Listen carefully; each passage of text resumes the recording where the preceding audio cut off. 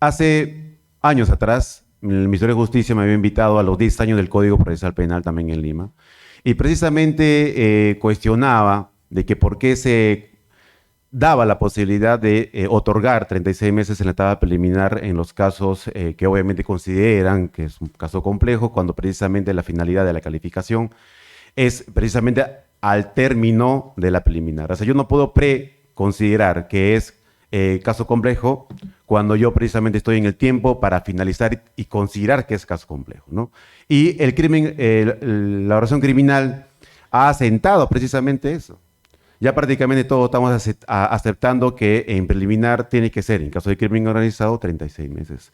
¿Y por qué nosotros, los abogados litigantes, tenemos que nuevamente ir a las órganos jurisdiccionales a cuestionar a través de tutela de derecho, a través de control del plazo, cuando precisamente debería ser al revés, cuando el control debería más bien de venir de los órganos jurisdiccionales y no precisamente de los abogados litigantes? Y que precisamente el tema de la criminalidad que ha ido avanzando presuntamente, porque las estadísticas que han sido publicadas en el año 2014 se señalaba de que se tenía como crimen organizado alrededor de 274.000 denuncias. En el año 2018, 370.000 denuncias aproximadamente. Es decir, del 2014 al 2018, que son las últimas estadísticas, tenemos 1,5 millones de denuncias de crimen organizado. Ahora, la pregunta es, claro, ¿eso es así? Realmente toda denuncia de crimen organizado, no hay seguimiento a que si es que realmente terminó el proceso como crimen organizado, o es que se fue variado de repente a banda, o de repente eso no, o es que de repente terminó en absolución, en archivo. Y estas cifras, aunque no lo parezca, del año 2014, obviamente es la ley del año 2013. O sea, si yo digo de que creo el crimen organizado en el año 2013, obviamente en el año 2014 va a disparar 74%. Es lo más lógico, ¿no? Realmente eso es así, pero eso también tenemos que verlo reflejado en otras cosas, como que, por ejemplo, a pesar de los años, si el estándar o el estatus, el nivel del porcentaje de la denuncia del crimen organizado se va a mantener pese a las luchas de los llamados megaoperativos.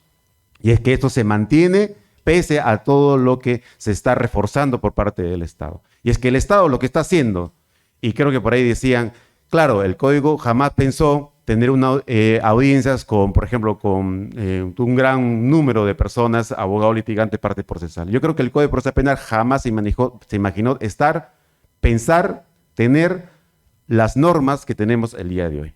Y es que el Código Procesal Penal se ha modificado grandemente, que lo que se pensaba que era un sistema garantista, ahora ya no lo es. Y eso va a continuar.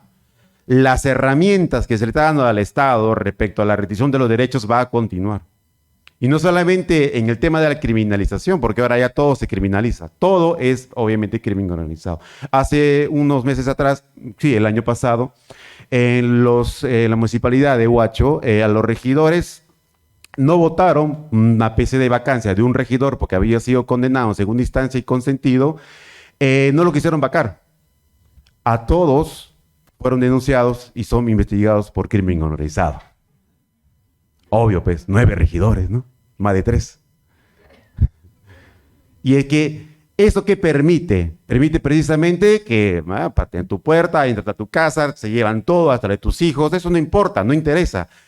Existe un límite, una línea tan delgada respecto a lo se podría llamar restricción de derechos fundamentales, llámense ponderación, llámense autodelimitación, lo que ustedes quieran llamarlo conforme a su teoría, pero existe una línea tan delgada respecto a la posibilidad de poder ingresar y permitir esa autolimitación o ponderación de los derechos fundamentales a lo que podría considerarse como abuso. ¿Y cómo los abogados litigantes podemos luchar contra eso? Es que el juez va a decir, pero el policía es policía. ¿Cómo va a ir algo? ¿Cómo el policía siendo obviamente una persona que tiene que proteger tus derechos fundamentales? ¿Cómo puedes pensar que va a vulnerar tus derechos fundamentales? Un fiscal en la cual tiene que obviamente ser una persona que va a defender el debido proceso, el defensor de la legalidad. ¿Cómo va a considerar usted, va a decirme a mí que ha vulnerado tus derechos fundamentales? Y es que ahí justamente entra a tallar un gran problema que tenemos en nuestro país. Es que no tenemos una posibilidad de poder luchar contra eso, que podemos incluso llamarlo como sesgo cognitivo, en que estas circunstancias no están respaldadas por ningún tipo de control. En otros países, por ejemplo, las patrullas tienen cámaras audios, graban todo tipo de intervenciones. La fiscalía también lo tienen. Es más, hasta podríamos decir que también los tienen, pero jamás ingresan al proceso. Estas grabaciones, estas filmaciones que se realizan respecto a los allanamientos, respecto a las detenciones en flagrancia, existe, pero jamás ingresa al proceso. Cuando el abogado le dice, pero mi imputado, mi cliente me está diciendo que según su derecho hicieron ciertas otras cosas, lo obligaron a declarar, qué sé yo, hicieron firmar sin haber leído su... Sí, pues, pero lo firmó, pues. Pero dice que no lo leyó, pero lo firmó, pues. El policía no va a mentir. Entonces, esa situación, esta circunstancia es la que nosotros tenemos que justamente que lidiar. El colega que me antecedió me señalaba de que los cuestionamientos respecto a las calificaciones obviamente se dan en el caso de la prisión preventiva. Yo quiero ir un poquito más atrás. Quiero irme un poquito más atrás. ¿Y por qué no darle la posibilidad a los órganos jurisdiccionales a hacer los controles de los plazos? ¿Por qué nosotros tenemos que hacerlo? ¿Por qué los abogados tenemos que decirlo? ¿Qué? Si el abogado no se calla, ¿lo convalida? ¿Y por qué el juez no lo dice? ¿No es el juez de garantías? El juez de garantías no podría decir, oye, la ley dice 36 meses, pero 36 meses tiene que ser. ¿Por qué no puede ingresar de oficio nada más por parte del juez de garantías y decir, bueno, señor fiscal, ¿usted considera que es crimen organizado? Sí, yo considero que de repente es. Bueno, ¿qué diligencia vas a hacer? Bueno, 8 meses, dale. Te fijo 8 meses de investigación. Y si necesitas más, bueno, pero al terminar tus 8 meses vamos a verificar de todas las diligencias que has hecho, vamos a ver qué has hecho, pues. Pero no lo voy a hacer después de 3 años. Y voy a formalizar y otros 3 años más.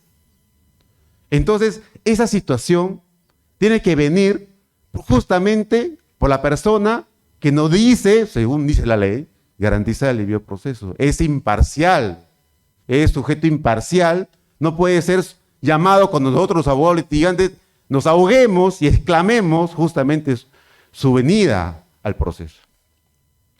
Estas circunstancias, señores colegas, eso es lo que yo quisiera entrar a entallar y en mi participación. Y tenemos en cuenta que el doctor Mongambi Ugaz también hablaba respecto a las negociaciones en las cuales obviamente los abogados litigantes, y yo siempre he criticado en el tema de las clases, obviamente, primero tienen que ser un tema de dogmática y un tema de negociación, más allá del tema de la litigación. Bueno, mi esposa es juez de la investigación preparatoria. Yo soy abogado litigante y en mi casa también negociamos. Muchas gracias.